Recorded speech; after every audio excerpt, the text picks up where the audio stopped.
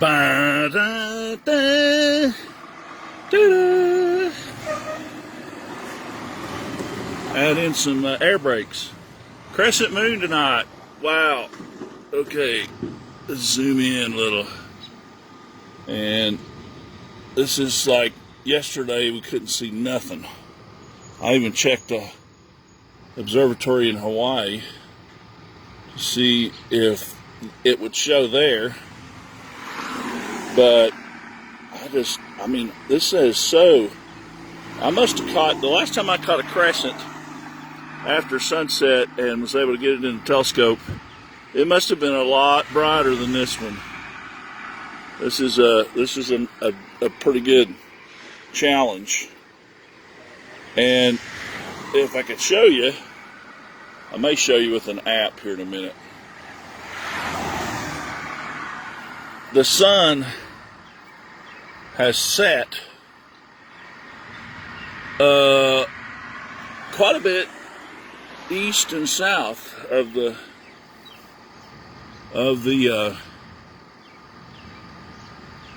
moon right now. I mean, actually, you know, because everything's going down at an angle, the sun is almost straight down from the moon. Let me check that app. I'm going to show you in a little bit. You'll see what I'm talking about when I show you this app. Barring any loud traffic noise. Let's see. Well, I'll take that back. The moon is slightly to the south of the sun, but the sun set quite a bit to the south of where it is now. And the crescent, again, this is upside down.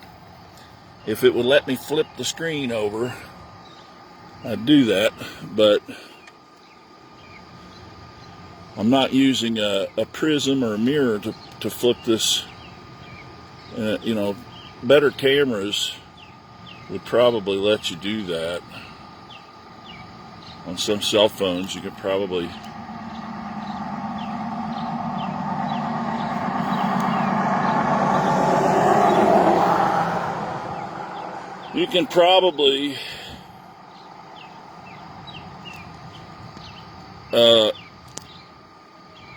flip the image upside down, invert.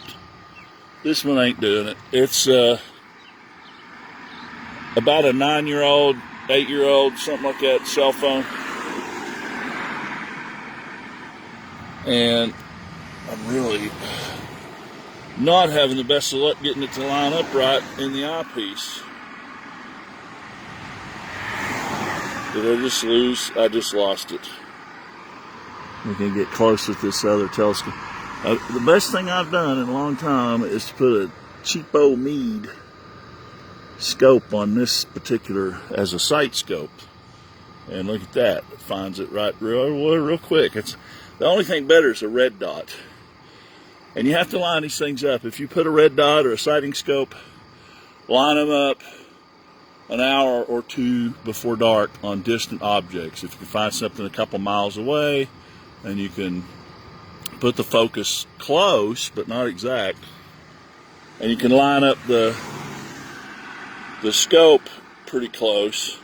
Like you can find a telephone pole or a cell phone tower and pick some element on that cell phone tower, a microwave drum or an antenna or something, and line up your sight scope, your red dot sight, or your little 5 power sight tube, you know, 5X sighting tube. You can line it up before dark, and then set it where you're going to use it, and don't touch it. Because sure enough, if you fold up a tripod and take off and go somewhere, and then set it up, you may have knocked something out of alignment. So it's not just about being patient, it's about, you know, being smart with what you have. And finally, Jupiter shows up. Wow. That app was, I think it was pointing to Jupiter in a different, a slightly higher part of the sky. At least that's the way I was looking at it. Let me look at this app again here, this tablet app. And it needs calibrated because it's not exactly pointed north of west. The sun is almost in an hour. It'll cross the northwest compass line, but the moon is just slightly. Well, it's west by northwest. It's almost halfway, exactly west by northwest, and then Venus is above it quite a ways. I might show you that in a minute. There's not much to see about Venus. It's just a bright blob, and then Jupiter is, as if the sky's a clock, the moon is at 2:30. It's not quite at 3 o'clock. 3 o'clock being the horizon. This would be about 2:30. Venus is about 1:30, and like half past noon. Well, close to 1 o'clock is where Jupiter is. The Venus might be 2:30, and the moon is 2:45. I don't know. Anyway, the moon's went out of the view of the telescope while I was looking at that app. And don't ask me why this mount that I've got here works better sometimes than it does others. I'm not really sure about that. Let's line this back up here. And, oh man, it's way over there. It should be close. Where's it at? There it is. Off.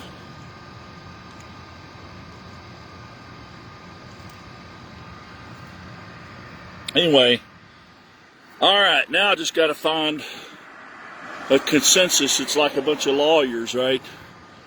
There's wisdom in a multitude of counselors, and if you can afford like 100 lawyers, well, you can get 100 different opinions. So let's ask 100 different rabbis and see what the consensus is on when you can eat cheesecake for the Festival of Weeks or whatever. That should be more near the top of that view. I don't know why it's so far down. That should be more the top of the screen, like right there. And that's better. Now you can see some detail. There's actually, when you have this thin of a crescent, if you have a good telescope, which this is not really a relatively not a good telescope. That's why I sometimes jokingly call it yard sale astronomy. There's actually features there that you can identify, like different mountains and stuff. Let's go over here. Let's see where it looks like the focus is good. So there's some details there. Let's zoom in. Go back up there. Come on. Be nice to me. Oh, still telescope. Shouldn't talk to inanimate objects, by the way. Which is kind of what I'm doing now. Just me and a cell phone in the driveway. I had to move out here far enough to get around. There's a tree in the way. Down the road about 500 feet. All right, there's some features you could possibly identify if it would stay in focus.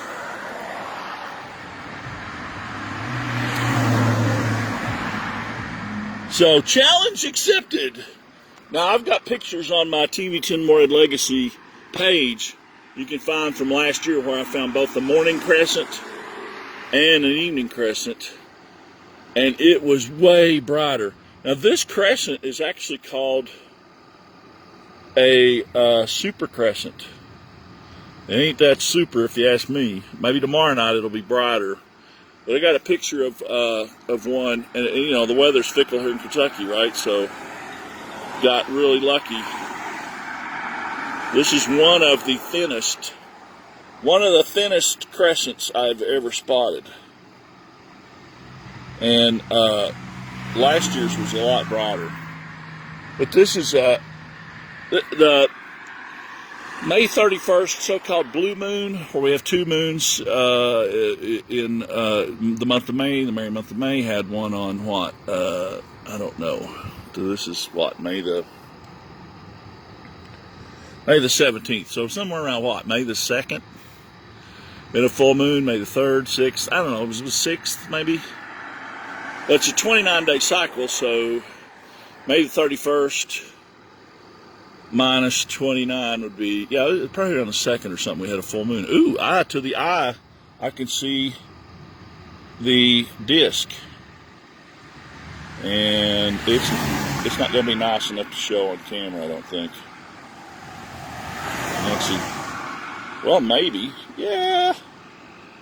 There's the disc of the moon. Let's zoom out.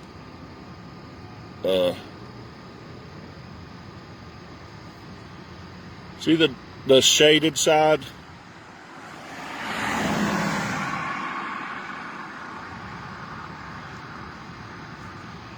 In any event.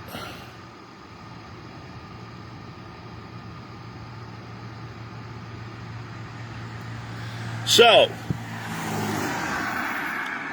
here in Kentucky, since we've seen the crescent moon, when do we get to eat cheesecake? If you're like me and you're a big fan of cheesecake, I had to give it up though. And hey, I'm out here in all this pollen and grass, and somebody was weed eating earlier, and my eyes aren't itching, and I'm not sneezing my head off. I did some whacking of some rose bushes and some weeds and stuff earlier. It did stir up my allergies, but they settled back down pretty quick. So by quitting dairy, maybe I can go find me some fake almond cream cheese, and really, if I really want to, it make me a pseudo cheesecake.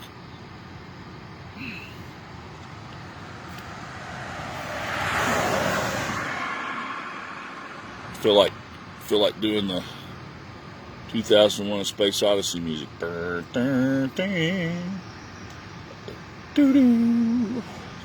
Oh, look, there's the black obelisk. No.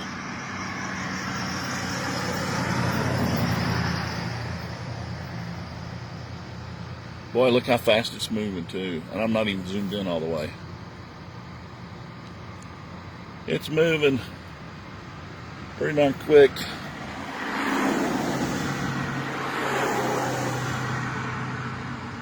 And there's the bottom of the moon. Bottom of the disc.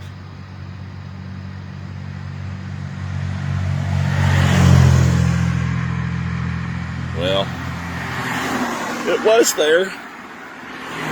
You go back to my sight scope, I knocked it off. It's easy. It's so easy when you have, and I think if I zoom all the way in on this, I'm at 140 power, with the digital.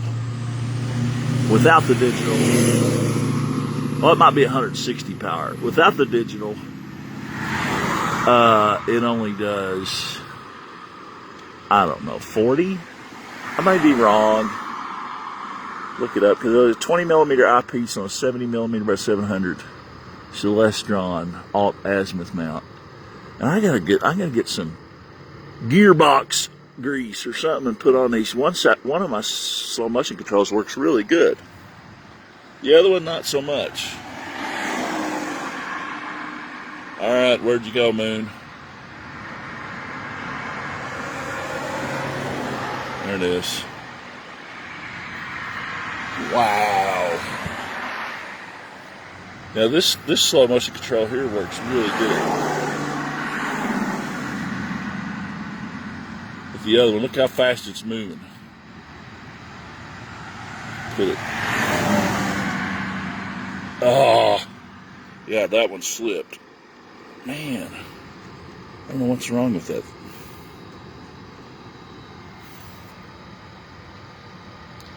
All right, focus back, you stupid camera.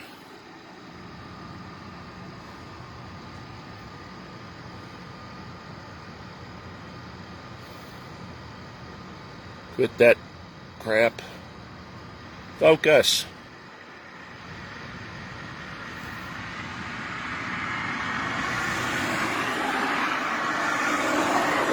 Surely to goodness, over.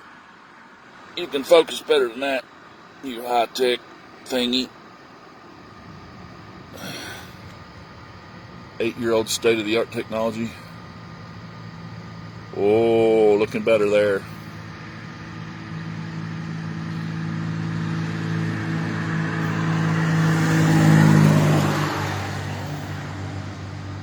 So, go ask 100 lawyers and 100 rabbis, when can we eat cheesecake for Festival of Weeks? And when's the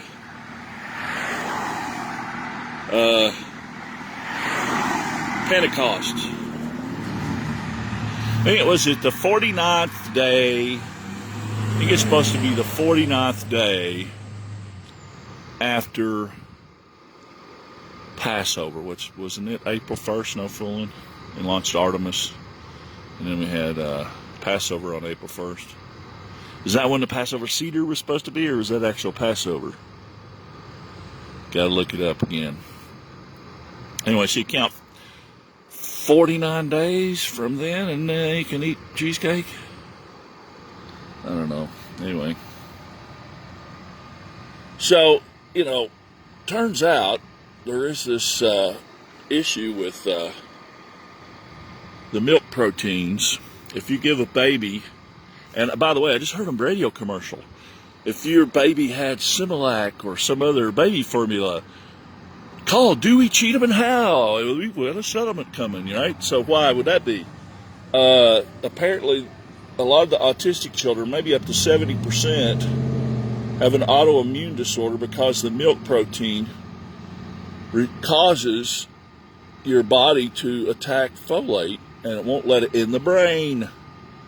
So, giving folate as a B vitamin complex probably won't work.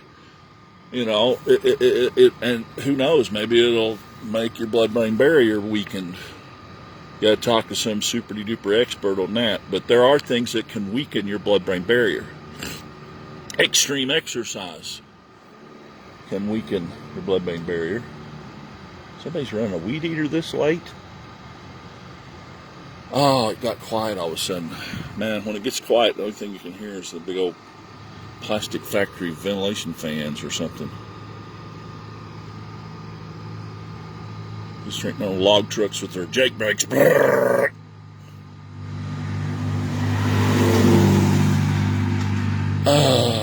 Got a good whiff of microplastics off those tires. Anyway, besides enough plastic to make a plastic spoon in your brain, the average American supposedly has enough plastic in their brain to equate to a plastic spoon. And that's a sentiment that's been around for a little while. It's not something you probably may have heard already. Well, now my tripod shifted on me. Come on. I'm having to hold this thing up, and it should, there we go. I may not be exactly on the polar axis either, so my tripod is off alignment, which helps with your slow motion controls. Because if you want your slow motion controls to track and to put you line your polar axis up with the North Star, which I didn't do because it wasn't dark. Now that's the tripod settling in place, but now watch. Right there's how fast the Earth's turning.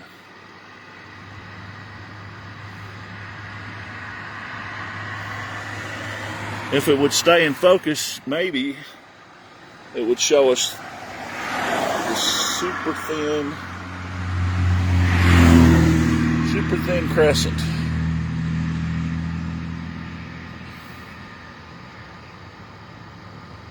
Wow. Who needs Artemis? I'll fly around the moon to see this. Oh, you imagine though? what that must have been like. But obviously it wasn't just about the human experience of going out there. They were all test pilots, and they're testing the craft. So a lot of people don't realize, Apollo, believe it or not, it was able to be configured or reconfigured to carry 5 astronauts up to like Skylab, and I don't know why they never did that. They only ever put 3 in Skylab. And come on. And where's my other control here?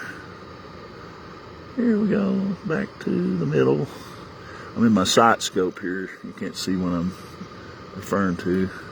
All right, now why are you slipping? Go on over there.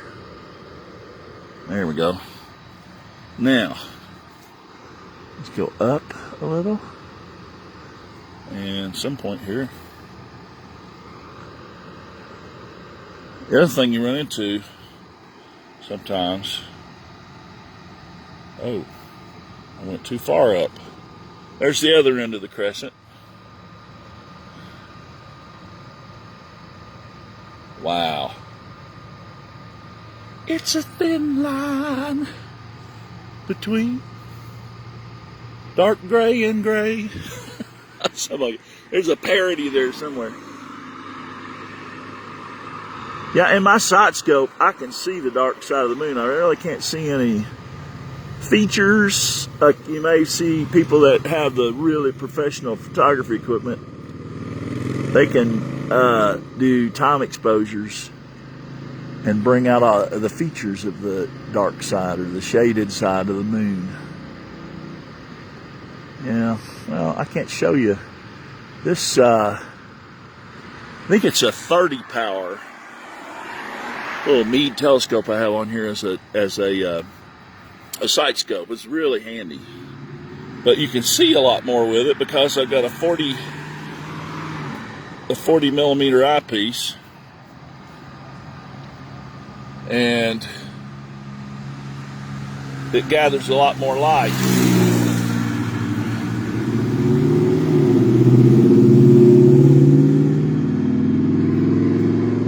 There we go. The thinnest of crescents.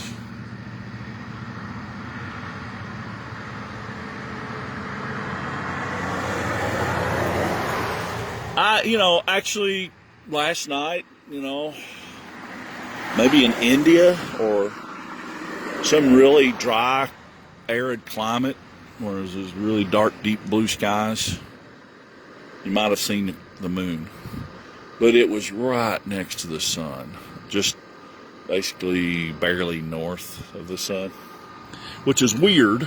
But if you get an app and you watch this moon, the way it has way its orbit works, it arched up and over the sun, and now it's going to go back south again, I suspect, because we have a micro moon. It's the full moon. The blue moon is going to be a micro moon, so it's not going to be whatever, I think 17% smaller and dimmer than a regular supermoon would be. But I don't know, you can get supermoon. We'll probably have a supermoon in the wintertime, which is nice when that works out, because the deepest, darkest part of the winter, you can go for a walk with your sweetheart or something, and the moonlight, right? There's songs written about it.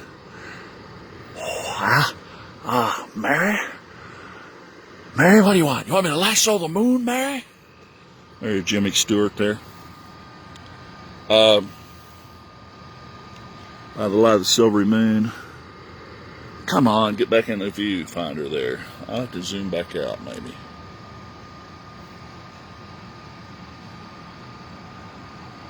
I have it lined up, I thought. There it is. Oh, well, the top of the crescent's in the center of the view, and it's not in the center of the telescope. Why is that? When I set that up earlier tonight, it was, maybe it got bumped. Anyway, that might make it easier to find. maybe.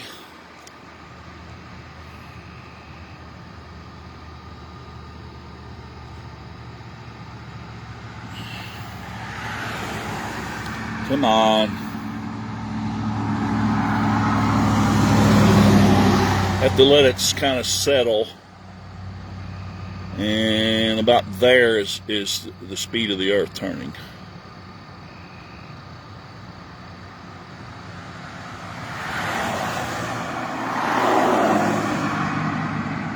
Oh, maybe I'll swing up here to, I can't see the North Star yet. Let's see. Oh.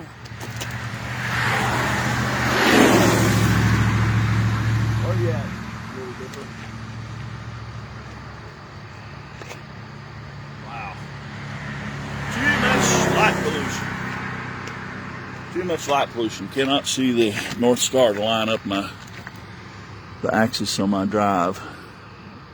Slow motion controls. I tell you what, you know, if you had some really good 12 by or maybe 20 by 50 binoculars, the big long ones, you need a tripod. You could probably see more features than I can see with this thing.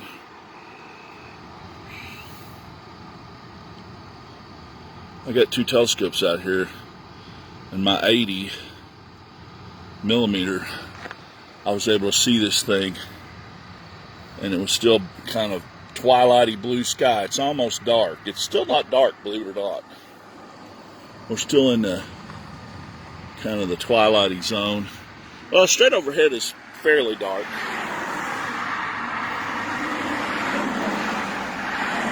But there you go. You know, you can show your rabbi this video here in Kentucky and say, come on, when can we eat cheesecake? Hardy har har. I don't know, is that like Lent? You know, the Catholics give up stuff for Lent. And I think there's something like that.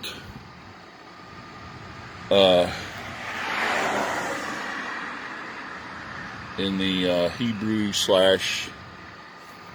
Israeli observations, if, you know, I think Hebrew's about like Latin though. You go across campus, have fun sometime, go across campus and ask how to pronounce stuff from one school to another, from the science department to the law department to the music. And you might find that there's 3 different pronunciations for the same words. Hey, there's an airplane. Was that an airplane? I thought I saw one flickering. It might have been something else. I don't see it in the sight scope either. I saw something flickering in front of the moon. I was like, hey, we gotta put a jet airliner carrying some people too far away. Well, there's been several that's went over that the sun, when it went over the hill, it just lit the side of those jets up way off on the horizon. Come on, go back into the view here.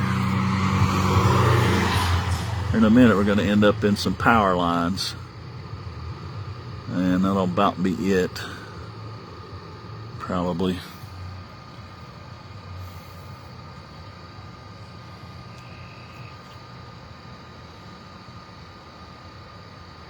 So, if you actually got to view this with your eyes, the moon does not appear to be pointing directly at the sun, if you made note of where it went down. And so, you know, I'm sorry this is upside down, but on my app, though, that shows me the position of these things, the moon is barely above the plane of the ecliptic, which the sun is on the sun is on the plane of the ecliptic, and it is the direction that the moon is pointed at. pointing in that general direction. I have Venus. was able to show the crescent of Venus a couple of years ago. Well, maybe about a year and a half ago. In the fall, had a nice night like this where some of the planets were lined up. I think it was Jupiter, Venus, and then the moon was on the opposite side of the sky. So we had a lot to look at, and by chance, I didn't think to look it up. Boom, there goes the space station flying over. And one scout caught it, but right before I could say anything, he goes, "What's that?" And I'm like, I believe that's the International Space Station. Could not swing a telescope around fast enough to catch it. There are some people that have been pretty lucky with being able to catch a close enough view of the International Space Station. Even though it's blurry, you can tell that ain't no airplane. You know, kind of like, what is it, in Star Wars?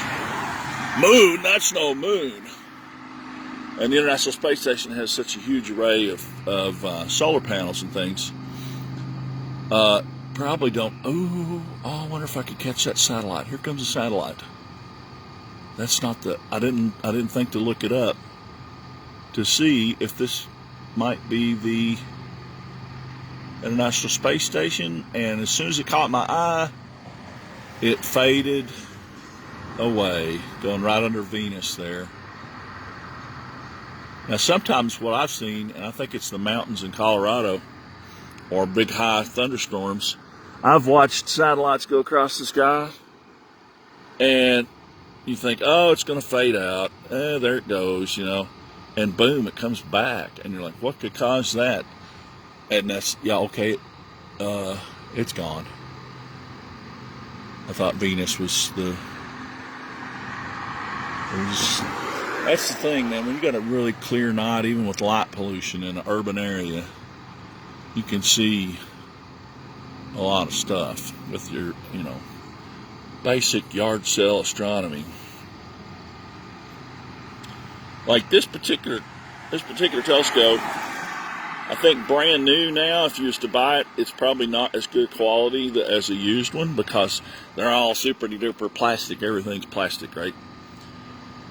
And this one came with a all metal, old school 90-degree prism, which I've used, and it still works pretty good. It's not immaculately clean. I've cleaned it as best I could, but that's the other thing, is to find the lens cloths and maybe a little sprayer and spray your telescopes out. I also have not bothered to coat.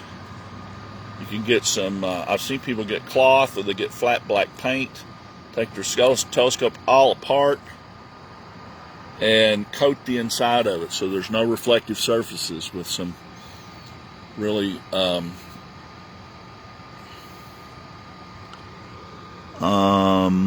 was trying to see if I'm getting down into shrubbery or something here. There's nothing blocking the moon. Why is it? Oh, there's power lines.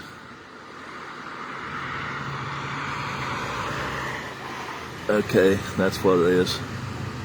I think. Kind of I can't see it to the eye, but I can see them in the telescope, in the sight scope. Anyway, I'm gonna do a part 2 here in a minute. I'm gonna move the telescope and do a part 2, and we'll look at Venus. There you go. I think my connection is crapping out. The picture just locked up. It says it's live. The picture locked up. How about that? Anyway, stay tuned. I might come back in a minute. We'll show you what Venus and Jupiter looks like tonight real quick. Come on, finish. Now the finish button won't work. Huh. I have to walk back toward the Wi-Fi, maybe.